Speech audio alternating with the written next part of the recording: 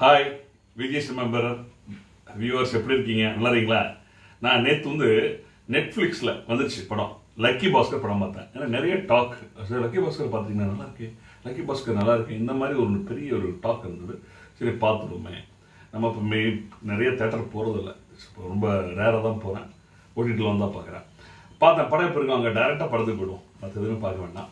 படத்தில் துல்கர் சல்மான் நடிப்பு எப்படி இருக்குது, மற்றவங்க நடிப்பு எப்படி இருக்குங்கிறத விட டைரெக்டாக படத்தில் சில சீன்ஸ் என்ன நடக்குதுன்னு பார்ப்போம். படத்தை பொறுத்தளவுக்கு லக்கி பாஸ்கர் படம் வச்சுருக்காங்க. முதல்ல அந்த தலைப்புக்கு இந்த படம் பொருத்தமாக இருக்கா ஒன்று. ரெண்டாவது கதைக்களம் பேங்க் எம்ப்ளாயி, அங்கேருந்து அவர் என்ன பண்ணுறாரு, இதுதான் நடக்குது.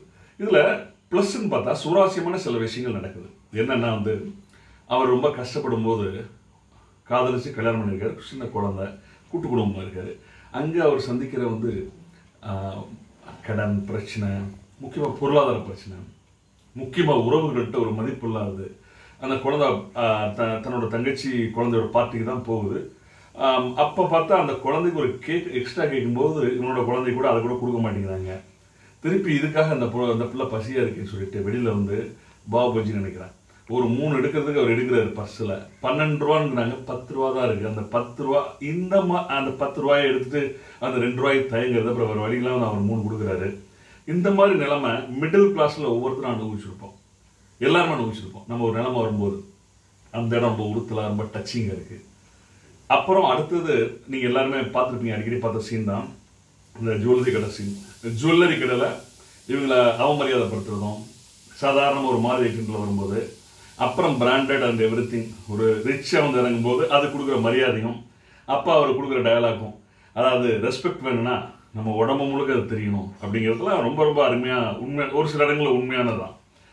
சரி, படத்தில் உண்மையான கரு என்ன, இந்த படத்தோட எப்படி இருக்குது அப்படின்னு பார்த்தோன்னா, முதல்ல அந்த மஹதா பேங்க் அப்படின்னு காமிக்கிறாங்க இல்லையா, இருட்டா பாலடைஞ்சு, உண்மையிலே அவங்க காமிக்கிறத இருட்டா பாலடைஞ்சு ஒரு ஓல்டு காலமாக தான் காமிக்கிறாங்க. செட்டப்பே இன்னைக்கு டேட்டுக்கு இந்த மாதிரி பேங்க் எங்கேயுமே இந்தியாவிலே கிடையாது. இந்தியாவில் இந்த மாதிரி ஒரு பேங்க் செட்டப் கிடையாது, ரொம்ப ஓல்டு டைப். நடவடிக்கை பார்த்தீங்கன்னா அதுவுமே அப்படிதான் இருக்குது பல விஷயங்களில். முக்கியமாக டெல்லர் கவுண்டர் காசாளரில் பார்த்தா இவர் ஒரு பேக் எடுத்துகிட்டு போகிறாரு, 10 லட்சம் இருக்க பெரிய ஷூட்கேஸ் எடுத்துகிட்டு போகிறாரு. எந்த ஒரு பேங்க் அதை அலோவ் பண்ண மாட்டாங்க. டைரக்டர் இவ்வளோ பெரிய மிகப்பெரிய ஓட்டை எப்படி இது பண்ணதில்ல. நான் அதில் தான் எடுத்துகிற மாதிரி காமிக்கிறாங்க. பெர்சனலாக எந்த ஒரு பொருளும் அவங்க இடத்துக்கு போகிறது யார் அலோவ் பண்ணுவாங்க? அது கடைசியில் அவர் எம்டியோ யாரோ சொல்கிற மாதிரி இருக்குது, ஜிஎம் சொல்கிற மாதிரி இருக்குது. பட் இனிஷியலாகவே it will not be allowed. So இந்த ஒரு ஓட்டையை தவிர்த்துருக்கலாம். மற்றபடி படத்தில் ஒரு படம்னா என்ன, ஒரு நீதி சொல்லணும், நல்லவன் வாழ்வான் கெட்டவன் சாவான், இதுதான் கலகலமாக கதை, அல்லது நல்லது வாழணும். நீங்கள் லக்கி பாஸ்கர் எடுத்துறீங்க, இதில் என்ன லக்கி? அதாவது இந்த ஹீரோன்னு சொல்கிறாரு, கஷ்டப்படுறதுனால ப்ரொமோஷன் வராதனால திருடுறாரு, இதுதான் கதை. கரெக்டா இல்லையா? ஸோ இவருக்கு பேர் லக்கி பாஸ்கருக்கு பதில் திருட்டு பாஸ்கர்னு வச்சுக்கலாம். சரி, திருடிட்டு அட்லீஸ்ட் அந்த காசை இடையில திருந்தின மாதிரி காமிக்கிறீங்க.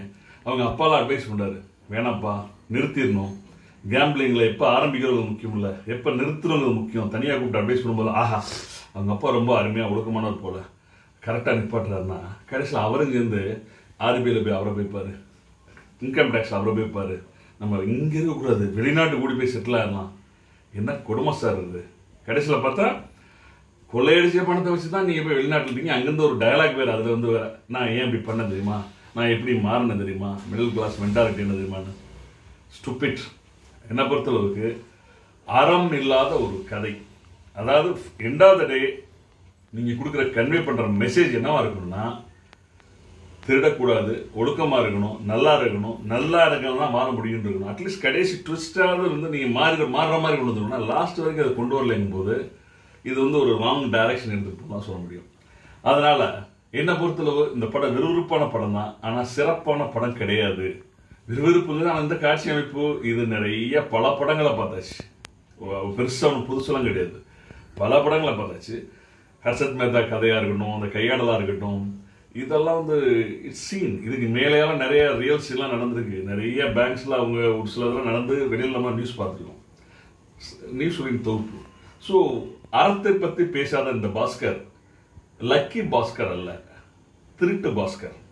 ஸோ இந்த திருட்டு பாஸ்கருக்கு நம்ம கொடுக்குற மார்க் விஜய் சினிமாங்கிறதுல எனக்கு 5க்கு மேலே கொடுக்க முடியலங்க. 5 out of 10 அவ்வளோதான். சரியா?